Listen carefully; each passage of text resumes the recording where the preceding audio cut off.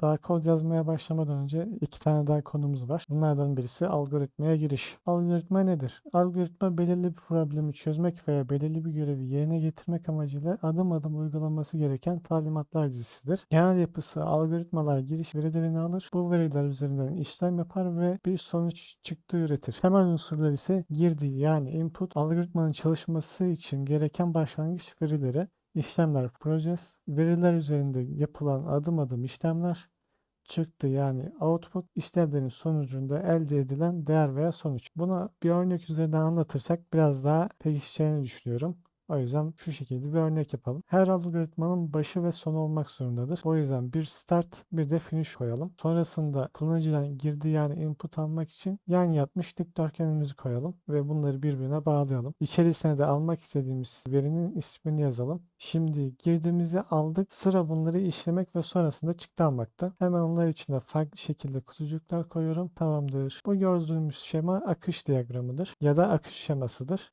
Bir problemin çözümü için oluşturulan algoritmanın şekillerle ifade edilmiş hali. Yani akış diyagramı veya akış şeması şekillerinde isimlendiriyoruz. Her şeklin farklı işlevleri vardır ve bu şekiller yazılımı oluşturacak parçaları temsil eder. Sunuma kaldığımız yerden devam edelim. Algoritmanın özellikleri: belirginlik. Her adım net ve kesin olmalıdır. Adımlar anlaşılır ve kesin olarak tanımlanmış olmalıdır. Yani belirsizlik olmaması lazım. Sonluluk. Algoritmanın sonlu sayıda adımları tanımlanmalıdır. Sonsuz döngüye girmemelidir. Tasarladığımız algoritmaların bir sonu olması lazım. Yoksa ya bu algoritmadan yapacağınız program sonsuz döngüye takılır. Öyle kala kalırsınız. Girdiler input. Girdiler algoritma sıfır veya daha fazla girdiyle çalışabilmelidir. Çıktılar algoritma en az bir sonuç çıktı üretmelidir. Etkinlik her adım pratik bir sürede uygulanabilir olmalıdır. Yani özellikleri bu şekilde.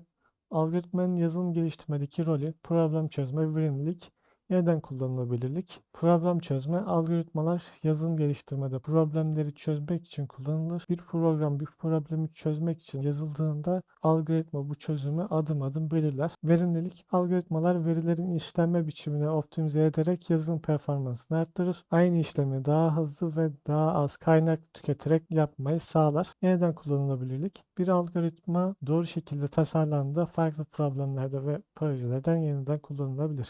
Algoritmayı birden fazla alanda kullanabiliyoruz. Burada algoritmanın birkaç türüne değinelim. Sıralı algoritmalar verilerin belirli bir düzeyde sıralamasını sağlar. O örnek olarak gösterilenlerde algoritmaların isimleri.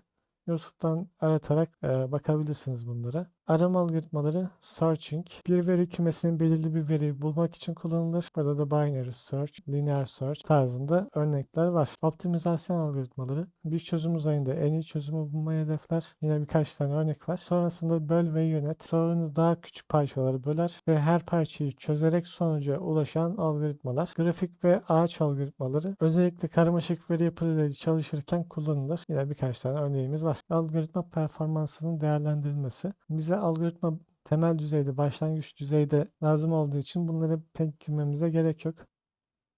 Algoritma tasarımı, problemi anlama, algoritmayı tasarlamadan önce çözülmesi gereken problemi net bir şekilde anlamak önemlidir. Programınız için tasarladığınız bir algoritmanın sorunlarını, problemini net bir şekilde anlamanız önemli. Çünkü tam olarak idrak edemezseniz çözümü de o şekilde bulamazsınız. Veri girişi ve çıktıların tanımlanması, algoritmanın hangi girdileri alacağı ve hangi çıktıları üreteceği belirlenmelidir. Adımları belirleme, algoritmanın adım adım işleyeceği işlemler detaylandırılmalıdır. Bu adımlar mantıksal bir sıra izlenmelidir. Verimlilik analizi, algoritmanın daha verimli çalışması için gerekli optimizasyonlar düşünülmeli ve uygulanmalıdır. Algoritmanın gerçek hayattaki örnekleri arama motorları, navigasyon sistemleri, veri analiz ve tahmin ve sosyal medya olarak birkaç tane örneğimiz var. Zaten arama motorlarını biliyorsunuz. Google, Opera, başka Firefox tarzındaki arama motorları algoritmalar yardımıyla internetteki sayfaları sıralar ve en uygun sonuçları gösterir. Navigasyon sistemleri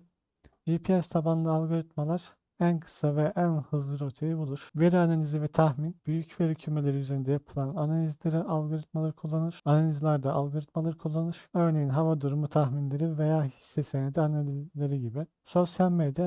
Sosyal medya platformları kullanıcıların ilgisini çekecek içerikleri göstermek için algoritmalardan faydalı. Zaten bunlar her gün karşınıza çıkan algoritma örnekleri. Algoritmalar bu şekilde. Aslında buraya akış diyagramı ile ilgili bir sunum da ekleyecektim ama onu animasyon olarak ekledim. C Sharp'a yani kullanacağımız dile ufaktan bir giriş yapalım.